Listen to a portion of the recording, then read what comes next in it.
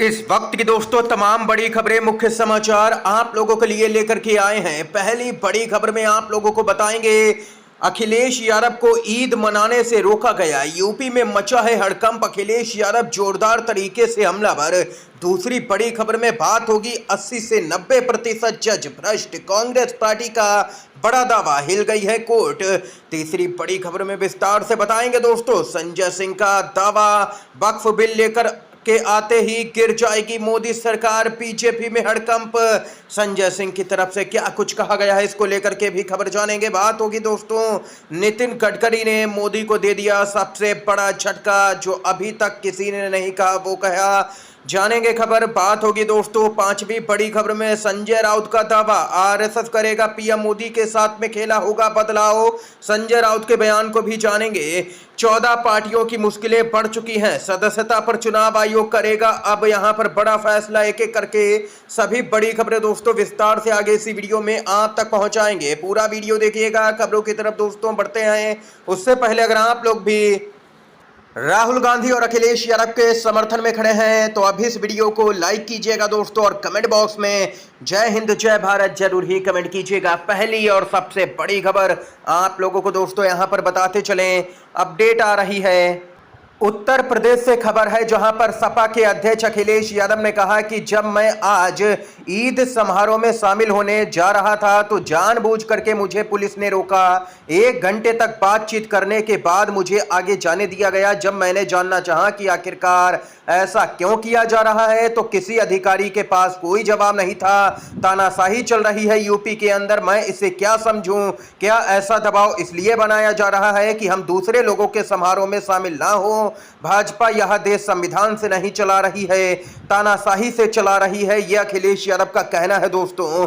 UP सरकार पूरी तरह से बैकफुट पर नजर आ रही है। इसके साथ ही एक और बड़ी खबर की तरफ बढ़ते हैं, संजय सिंह का बड़ा दावा, अगर वक्फ बिल लेकर के आई मोदी सरकार तो गिर जाएगी। जी हां दोस्तों, वक्फ संशोधन विधेयक पर देश में सियासी बयानबाजी जारी है। इस बीच आम आदमी पार्टी के सांसद संजय सिंह ने एक चौंकाने वाला दावा किया है कि अगर बीजेपी वक्फ बिल लेकर के आएगी तो मोदी सरकार गिर जाएगी। उन्होंने कहा कि चंद्रबाबू नायडू, नीतीश कुमार, चिराग पासवान और जयंत चौधरी सभी ने मिलकर के अल्टीमेटम दे दिया है बीजेपी को। इन्होंने अल्टीमेटम इसलिए दिया है क्योंकि इनकी जमीन खिसकने लगी है जमीनी स्तर पर। आम आदमी पार्टी के सांसद ने कहा है कि नेताओं को लगने लगा है कि हमारा जनाधार खिसक जाएगा, फायदा बीजेपी को होगा, चाहे नायडू हो, नीतीश हो, चिराग हो या जयंत चौधरी हो। अगर वक्फ बिल आया तो ये सारे लोग उनसे समर्थन वापस ले लेंगे, इसीलिए बीजेपी वक्फ बिल नहीं ला रही है। संजय सिंह ने कहा कि मैं वक्फ बिल में जेपीसी का मेंबर था। ये यहाँ पर दोस्तों संजय सिंह ने काफी चौंकाने वाला दावा किया है और कहा है कि जयंत चौधरी, चिराग पासवान, नायडू और नीतीश की पार्टियां सीधे तौर पर खेला कर देंगी बीजेपी के साथ में, और अगर वक्फ बिल लेकर के आई मोदी सरकार तो गिर जाएगी, इसीलिए देरी की जा रही है।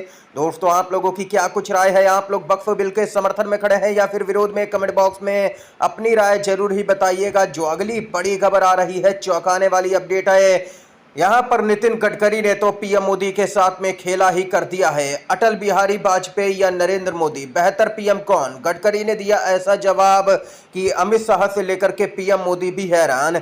जी हां दोस्तों, एक टीवी कार्यक्रम में केंद्रीय मंत्री नितिन गडकरी ने पूर्व पीएम अटल बिहारी वाजपेयी और पीएम नरेंद्र मोदी दोनों में से बेहतर पीएम होने को लेकर के सवाल पूछने पर कहा कि अटल बिहारी वाजपेयी के साथ उन्हें थोड़ा बहुत काम करने का मौका मिला था। नितिन गडकरी ने कहा कि नंबर 1 पर अटल बिहारी वाजपेयी ही रहेंगे और नंबर 2 पर पीएम मोदी हैं। ये यहां पर दोस्तों अपडेट आई है, नितिन गडकरी ने कर दिया है दोस्तों यहां पर बड़ा खेला। इसके साथ ही जो अगली बड़ी अपडेट आ रही है बताते चले, यहां पर संजय राउत ने कर दिया है चौंकाने वाला खुलासा, पीएम मोदी राजनीति से लेंगे क्या संन्यास? आरएसएस चाहता है बदलाव, संजय राउत का बड़ा खुलासा। महाराष्ट्र में पीएम मोदी ने नागपुर में आरएसएस मुख्यालय का दौरा किया और वहीं इन सबके बीच में दोस्तों आप लोगों को बताते चले, इस दौरे पर संजय राउत ने अपनी टिप्पणी की है, जहां पर उन्होंने पीएम मोदी की रिटायरमेंट की बात छेड़ दी। मुंबई में एक प्रेस कॉन्फ्रेंस को संबोधित करते हुए शिवसेना यूबीटी के नेता संजय राउत ने कहा है कि पीएम मोदी अपने रिटायरमेंट की घोषणा करने के लिए आरएसएस कार्यालय गए थे। उन्होंने कहा कि मेरी जानकारी के अनुसार उन्होंने 10 से 11 सालों में कभी भी आरएसएस मुख्यालय का दौरा नहीं किया है और अब यहां पर वे आरएसएस के मुख्यालय गए। संजय राउत ने आगे कहा कि मोदी जी भागवत जी को बताने गए थे कि वे जा रहे हैं। संघ संचालक मोहन भागवत और पूरा संघ परिवार आरएसएस नेतृत्व में बदलाव चाहता है। पीएम मोदी अब जा रहे हैं। संघ अपनी मर्जी से भाजपा का अध्यक्ष चुनना चाहता है। ये यहां पर संजय राउत की तरफ से दोस्तों काफी बड़ा खुलासा किया गया है। इसके साथ ही दोस्तों जो अगली अपडेट आ रही है बताते चलें। ईद के मौके पर ममता बनर्जी ने एकजुटता का किया है आह्वान। कहा हम धर्मनिरपेक्ष हैं। बीजेपी की विभाजनकारी राजनीति की निंदा की है ममता बनर्जी। भड़की हैं केंद्र की मोदी सरकार और पूरी बीजेपी पर। जी हां दोस्तों, ईद के मौके पर कोलकाता में ईदगाह पर पश्चिम बंगाल की सीएम ममता बनर्जी पहुंची। उन्होंने कहा कि हम पूरी तरह से धर्मनिरपेक्ष हैं। नवरात्रि चल रही है, मैं इसके लिए भी शुभकामनाएं देती हूं, लेकिन हम नहीं चाहते कि कोई अराजकता फैलाए। हम लोग अराजकता नहीं फैलाते, बल्कि राजनीतिक दल ऐसा करते हैं। यह शर्म की बात है। हम सभी धर्मों के लिए अपनी जान कुर्बान करने को तैयार हैं।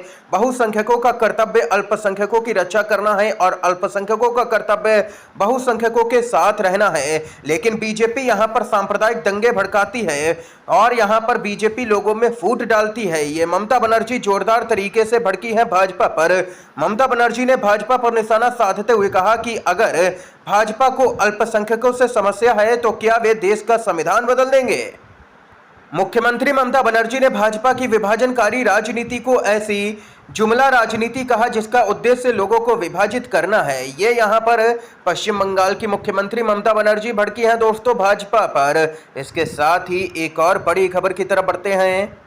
खबर आ रही है दोस्तों यहां पर 80 से 90% जज भ्रष्ट हैं। कांग्रेस नेता के दावे से सनसनी। बोले एक ही जाति के लोगों के जज बनने से करप्शन बढ़ा। कांग्रेस के सीनियर लीडर उदित राज ने एक बड़ा बयान दिया है जिसमें उन्होंने कहा कि सिर्फ पटना ही नहीं बल्कि अन्य अदालतों में भी 80 से 90% जज भ्रष्ट हैं। उदित राज ने दिल्ली हाई कोर्ट के पूर्व जज जस्टिस यशवंत वर्मा का मामला उठाते हुए कहा कि ज्यूडिशरी में जिस प्रकार से भ्रष्टाचार है उसका कारण यह है कि एक ही जाति के लोग जज बन रहे हैं। भारत ही एक ऐसा देश है जहां जज की नियुक्ति जाति के आधार पर होती है। इसकी वजह से भ्रष्टाचार है। जस्टिस यशवंत वर्मा का मामला अभी हाल ही में प्रकाश में आया है। सभी को उनके बारे में मालूम है। ये कहना है उदित राज का। दोस्तों आप लोगों की क्या कुछ राय है? क्या आप लोग उदित राज के बयान से सहमत हैं या फिर नहीं? कमेंट बॉक्स में हाँ या ना में बता सकते हैं दोस्तों अपनी राय। इसके साथ ही खबर आ रही है पीएम मोदी का 2015 का वीडियो तेजी से हो रहा है अब जाकर के वायरल। आखिर ऐसा क्या है वीडियो में जो 10 साल के बाद में अब वायरल हो रहा है? जी हां दोस्तों, मोदी नए प्रधानमंत्री बने थे तब मोदी ने तब बताया था कि भारत $8 ट्रिलियन की इकोनॉमी है। जी हां, $8 ट्रिलियन की इकोनॉमी, और उनका सपना है कि भारत को $20 ट्रिलियन की इकोनॉमी बना दें। लेकिन हकीकत यह है कि भारत अभी $4 ट्रिलियन की इकोनॉमी भी नहीं है। 2015-16 में $20 ट्रिलियन वाला जुमला खूब चला था, लेकिन बाद में अचानक से गायब हो गया और उसकी जगह $5 ट्रिलियन वाले जुमले ने ली, जो कि अभी तक सही साबित नहीं हुआ है। जुमला ही है। कब 5 ट्रिलियन होगा किसी को नहीं पता है। ये यहां पर खबर आई है दोस्तों सामने। इन सब के बीच में जो अगली अपडेट है काफी चौंकाने वाली है दोस्तों। झारखंड से अपडेट आ रही है। संकट में झारखंड के 14 राजनीतिक दल। चुनाव आयोग किसी भी वक्त खत्म कर सकता है पहचान। राज्य में कुछ ऐसे पंजीकृत गैर मान्यता प्राप्त राजनीतिक दल हैं जिनका कोई संपर्क सूत्र है ही नहीं, जिसके बाद राज्य निर्वाचन आयोग इनसे कोई संपर्क स्थापित ही नहीं कर पा रहा है। अब इन्हें असूचीबद्ध करने की पहल की जा रही है। ऐसे 14 राजनीतिक दलों की सूची बनाई गई है जिसके बारे में भारत निर्वाचन आयोग को जानकारी दी गई है। बताया जा रहा है कि जल्द ही इन 14 पार्टियों की मान्यता को चुनाव आयोग समाप्त कर देगा। ये यहां पर चुनाव आयोग बड़ा कदम उठाने जा रहा है दोस्तों। झारखंड से अपडेट आई। जो अगली बड़ी खबर आ रही है बताते चलें। सोनिया गांधी ने नई शिक्षा नीति के मुद्दे पर केंद्र की मोदी सरकार को घेरा। जबरदस्त तरीके से बोली। मोदी सरकार ने की है शिक्षा व्यवस्था की हत्या। आखिर मामला क्या है, बताते चलें। पूर्व कांग्रेस अध्यक्ष सोनिया गांधी ने बीजेपी की लीडरशिप वाली केंद्र की नरेंद्र मोदी सरकार को राष्ट्रीय शिक्षा नीति के मुद्दे पर घेरा है। सोनिया गांधी ने आरोप लगाया कि सरकार जरूरी चर्चा के बगैर राजनीतिक उद्देश्यों को प्राथमिकता देते हुए राष्ट्रीय शिक्षा नीति 2020 थोप रही है। दरअसल एक अखबार में प्रकाशित एक लेख में सोनिया गांधी ने आरोप लगाया कि नई शिक्षा नीति सरकार के लिए केंद्रीकरण, व्यवसायीकरण और सांप्रदायिकता के 3C वाले अपने मूल एजेंडे को आगे बढ़ाने के लिए एक साधन है। दरअसल दोस्तों बताते चलें, तमिलनाडु और केंद्र सरकार के बीच में इसी मुद्दे पर टकराव जारी है। तमिलनाडु की सरकार और केंद्र के बीच में न्यू एजुकेशन पॉलिसी को लेकर के टकराव लगातार देखने को मिल रहा है। स्टालिन राज्य सरकार पर देख सकते हैं कि राज्य पर हिंदी भाषा को थोपने का आरोप लगा रहे हैं। इसी परिप्रेक्ष्य में सोनिया गांधी ने केंद्र सरकार की आलोचना की है और जबरदस्त तरीके से यहां पर घेरा है केंद्र की मोदी सरकार को। खबर आ रही है दोस्तों बिहार से सामने निकल के, जहां पर आप लोगों को बताते चलें एनडीए की मुश्किलें बढ़ चुकी हैं। बिहार की 57 सीटों पर मुस्लिम वोटर करेंगे बड़ा खेल। वक्फ बिल पर घिर चुके हैं नीतीश कुमार। जी हाँ दोस्तों, बिहार में इस साल विधानसभा का चुनाव होना है। बीजेपी चाहती है कि वह ज़्यादा से ज़्यादा सीटें जीते और नीतीश कुमार की पार्टी का सफाया हो, यह अंदरूनी सूत्रों का कहना है। उससे पहले केंद्र सरकार संसद में वक्फ संशोधन बिल पेश करने वाली है, जहां विपक्षी पार्टियां इस बिल को मुस्लिम विरोधी बता रही हैं। वहीं केंद्र सरकार में शामिल चंद्रबाबू नायडू ने कह दिया है कि टीडीपी ने हमेशा वक्फ संपत्तियों की रक्षा की है और आगे भी करती रहेगी। इस बिल को लेकर के बिहार के मुख्यमंत्री नीतीश कुमार चौतरफा घिर गए हैं।